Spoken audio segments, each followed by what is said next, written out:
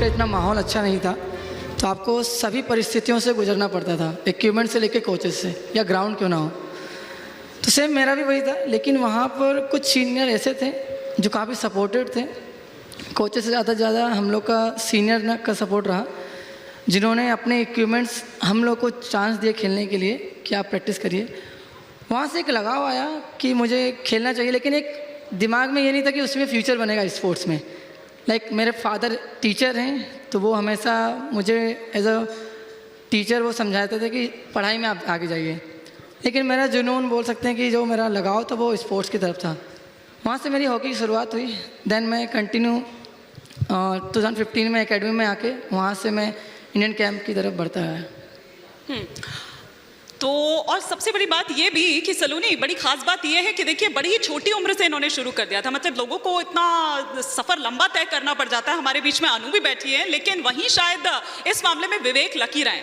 लेकिन अनु, मैं आपसे ये समझना चाह रही हूँ कि हिस्ट्री क्रिएट करना और एक ओलंपियन को बीट करना, ये कितनी बड़ी बात है। वो जब आप अपने देश का प्रतिनिधित्व कर रहे होते हैं, जब आप दूसरे मुल्क में होते हैं, उस ज़मीन पर होते हैं, और जब वो जीत के बाद वो जब नेशनल एंथम बज रहा होता है, वो जब वो तिरंगा लहरा रहा होता है, क्या फीलिंग उस टाइम होती है? उस टाइम पे काफ़ी अच्छा लगता है, क्योंकि सबकी लाइफ में स्ट्रगल होते हैं। किसी की लाइफ में कम स्ट्रगल होते हैं, किसी की में ज़्यादा होते हैं। तो मेरा जो ये साल था, ये मेरा काफ़ी ख़राब चल रहा था, क्योंकि मैं बाहर ट्रेनिंग करने के लिए गई थी जर्मनी में, और मैंने मेरी गवर्नमेंट को बोला था कि नहीं, मैं जाऊंगी, मुझे परमिशन दो जाने के लिए, क्योंकि मुझे अच्छा करना है। तो मैं ये सब बोल के गई थी, लेकिन जो मेरा ये साल था बहुत ख़राब था। मैंने 8-10 कॉम्पिटिशन खेले थे एशियन गेम्स से पहले, तो एक में भी मेरा रिजल्ट अच्छा नहीं रहा था। तो मैं इतना दुखी थी उस टाइम पे, मैं इतना मतलब अकेले अकेले रोती थी कि मैं मेहनत भी कर रही हूँ, रिजल्ट भी नहीं आ रहा है। मैं मेरी गवर्नमेंट को, फेडरेशन को, मेरी फैमिली को, सबको मैं बोल के गई हूँ कि नहीं मैं मेहनत करूँगी, मैं अच्छा करूँ। मैं मेहनत भी कर रही थी। फैमिली वाले भी पूछ रहे थे कि तुम बाहर गई हो तो लेने क्या गई हो, तुम अच्छा नहीं कर रही हो। तो उस टाइम पे मतलब काफ़ी, क्योंकि जब हम स्ट्रगल से गुजर रहे होते हैं तो उस टाइम पे सिर्फ हम होते हैं, और हमारा जो साहस होता है वो होता है, जो हमारे ऊपर जो ट्रस्ट होता है, बाकी कोई भी हमारे साथ खड़ा नहीं होता। तो यही था कि काफ़ी ख़राब चल रहा था, और मेरे मन में ये भी आ रहा था कि शायद मैं गेम छोड़ देती हूँ, क्योंकि कुछ भी अच्छा नहीं चल रहा है। बट फिर मैंने खुद को समझाया कि मैं मतलब इतने छोटे से गांव से, छोटी सी फैमिली से आई हूँ, इतना स्ट्रगल करके। तो ये डिप्रेशन में भी चली गई थी जी? आप डिप्रेशन में भी चली गई थी? आप डिप्रेशन में भी चली गई थी? जी, मैं मतलब रोती थी, बहुत रोती थी, अकेले अकेले भी, क्योंकि अपना मतलब जो स्ट्रगल है वो तो हमें ही पता है, हम किसको बता सकते हैं, क्योंकि फैमिली वाले गांव से है, साधारण से पर मतलब है लोग, तो वो उतना समझ नहीं पाते। उनको लगता है कि शायद बच्चे ही हमारे मेहनत नहीं कर रहे। तो मैं काफ़ी मतलब डिप्रेस थी, बहुत ज़्यादा रोती थी कि मतलब क्या हो रहा है मेरे साथ ही, मतलब क्यों हो रहा है। तो उस टाइम मेरा वर्ल्ड चैम्पियनशिप भी था, उसमें भी मेरा ख़राब हो गया, क्योंकि मैं 2 टाइम्स वर्ल्ड चैम्पियनशिप में फाइनल में पहुंची हूँ, फर्स्ट इंडियन वुमेन जैवलिंग में। लेकिन इस टाइम मैंने सोचा था कि मैं मेडल लूँगी, वर्ल्ड चैंपियन बनूंगी, लेकिन मैं आउट ही होगी, फाइनल भी नहीं पहुंच पाई। तो मेरे लिए मतलब एक ये हो रहा था कि मेरे साथ चल क्या रहा है। तो फिर मैंने सोचा कि अभी एशियन गेम्स है, इस साल का लास्ट कॉम्पिटिशन है, तो मैं मतलब हार नहीं मानूंगी, चाहे मतलब कितना भी ख़राब हो, मैं हार नहीं मानूंगी, मैं करती ही रहूँगी। तो ये था कि हाँ, इस साल का ये लास्ट कॉम्पिटिशन है, मुझे मेरे आप को प्रूव करना है। और जितने भी मेरे कोचेस थे, जो भी हमारे मतलब जी, जितने भी लोग थे, सब लोगों को मेरे से तो मेडल की होप तो बिल्कुल नहीं थी, एक भी पर्सन को मेरे से मेडल की होप नहीं थी। बट मुझे मेरे ऊपर बिलीव था कि नहीं, मैं अच्छा करूंगी। और जब मैंने गोल्ड मेडल जीता, जो लड़की लास्ट ईयर की ओलंपिक चैंपियन थी, वर्ल्ड चैंपियन भी थी, उनकी धरती पर जाके, चाइना में जाके उनको हराना मेरे लिए मतलब बहुत बड़ी बात है।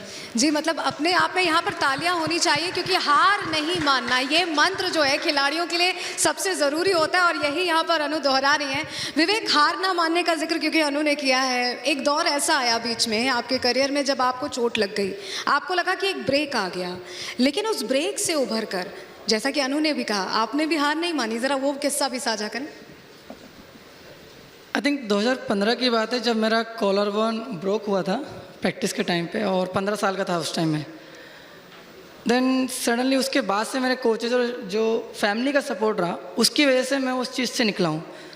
लेकिन वहाँ से सीख यही मिली कि आपके जीवन में कोई भी परेशानी आती है, कोई भी क्वेश्चन आता है, तो उसके साथ साथ हल भी आता है, आंसर भी उसके साथ आता है। बस मेन होता है कि हमें उस टाइम पे पेशेंस रखना चाहिए, बिल्कुल, जितना हो सके, ताकि उसको टाइम दे, उसको समझे कि वो प्रॉब्लम है क्या।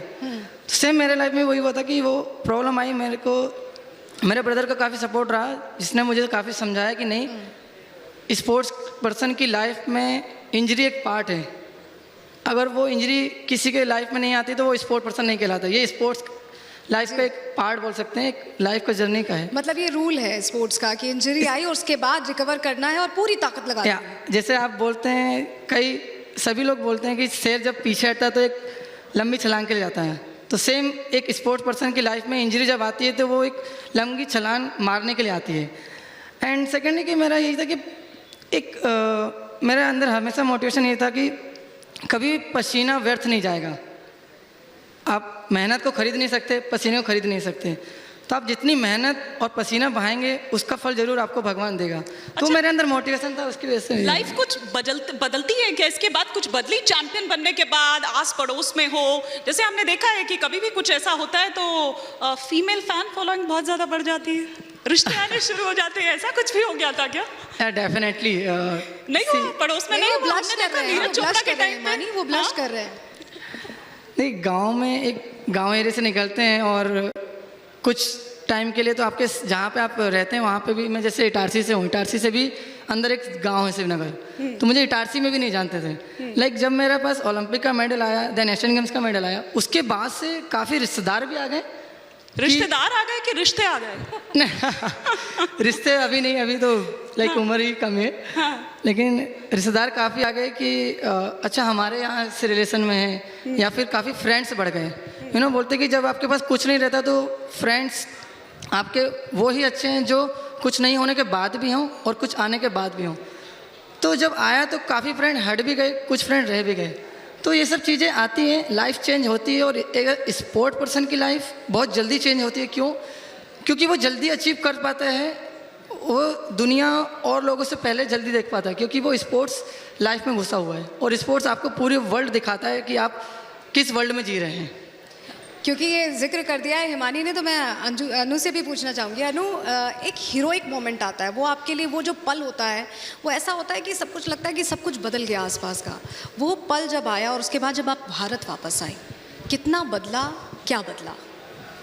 हाँ जी मैम, क्योंकि अभी हम अपने देश के लिए मतलब कुछ करते हैं, मेहनत करते हैं, मेडल लेके आते हैं, तो हाँ देश का प्यार मिलता है। तो जब मैंने गेम स्टार्ट किया था तब जब मेरे पापा मुझे मतलब लेके जाते थे, साथ में स्कूटर पे लेके जाते थे, मैं जैवलिन लेके पीछे बैठी रहती थी, तो पड़ोसी रिश्तेदार गांव वाले सब यही बोलते थे, अरे लड़की है, कहाँ इसको उठाए फिर रहा है, क्या है, 20-21 साल की होगी, शादी कर दो। और ये भी बोलते थे कि अरे क्या लड़की है, गेम करके क्या करेगी। लेकिन अभी जैसे कि मेडल लेके आते हैं देश के लिए, तो हाँ दूर दूर से जो रिश्तेदार होते हैं, जो रिश्तेदारी भी नहीं होती दूर दूर तक, वो भी मतलब बोलते हैं, लोग नहीं दिखाते हैं कि हमारी बेटी है, हमारी भतीजी है, हमारी भांजी है, मतलब हमारी बहन है, मतलब वो सारे रिश्ते एकदम दिखने लगते हैं। जी जी बिल्कुल, बोलते हैं कि हाँ हमारे रिश्तेदार, और ये भी बोलने लग जाते हैं अरे हमारा बेटा है, इसकी भी नौकरी वोकरी लगवा दो, इसका भी कुछ करवा दो। तो इस मेडल के बाद वो सोच बदलेगी? आपको लगता है कि वो चूल्हा चौका तक सीमित नहीं माना जाए, कि बस चूल्हा चौका तक सीमित है? क्योंकि आपने कहा कि जहां से आप आती हैं वहां जैवलिन तो उठाना लड़कों का ही काम माना जाता है। आपको लगता है ये सोच बदलेगी? नहीं मैम, ऐसा कुछ नहीं है, क्योंकि लड़कियां लड़कों से मतलब ये बात मतलब बोलने की नहीं, लेकिन मतलब नॉर्मल है कि लड़कियां बहुत ज़्यादा स्ट्रॉन्ग होती है, क्योंकि वो एक माँ होती है, बहन होती है वो। और जैसे कि मैंने घर में देखा है, जो माँ कर सकती है काम, पूरी फैमिली को संभालती है, तो इतना मतलब करती है, शायद कोई नहीं कर सकता है इतना। तो लड़कियां तो मतलब बहुत स्ट्रॉन्ग होती है, क्योंकि मैं ये भी बोलना चाहती हूँ कि हमारे समाज में ना लड़कियों की स्थिति ना थोड़ी सी ख़राब है, क्योंकि शादी से पहले लड़कियां क्या होती है, या तो उसके पापा उसके साथ रहते हैं, उसका भाई उसके साथ रहता है, अगर उसको कुछ भी अपने खर्च भी चाहिए तो उसको मतलब माँ बाप से और भाई से मांगने पड़ते हैं। शादी के बाद क्या हो जाता है, पति जो उसका होता है वो उसको कंट्रोल करता है सारी चीज़ें, क्योंकि अगर लड़कियों को अपने ससुराल से भी घर के लिए आना है तो उसको अपनी सास की परमिशन लेनी पड़ेगी, या हस्बैंड की लेनी पड़ती है, या उसको कुछ ड्रेस भी कपड़े भी पहनने हैं तो परमिशन लेनी पड़ेगी। तो यही है कि लड़कियों को तो सेल्फ डिपेंड होना बहुत ज़्यादा ज़रूरी है, और शिक्षित भी होना बहुत ज़रूरी है, क्योंकि अगर एक लड़की सेल्फ डिपेंड होती है, शिक्षित होती है, तो एक पूरा घर वो चलाती है, एक माँ बहन होती है, बेटी होती है, तो महिला शिक्षित होगी तो पूरा परिवार शिक्षित होगा। बिल्कुल, महिला शिक्षित होगी, परिवार शिक्षित होगा। और खिलाड़ियों ने जिस तरह का कीर्तिमान रचा है, अनु आपको और विवेक आपको ढेर सारी शुभकामनाएं आपके भविष्य के लिए। बहुत शुक्रिया आपका जुड़ने के लिए रिपब्लिक भारत के इस सम्मेलन में। बहुत शुक्रिया सर। Thank you.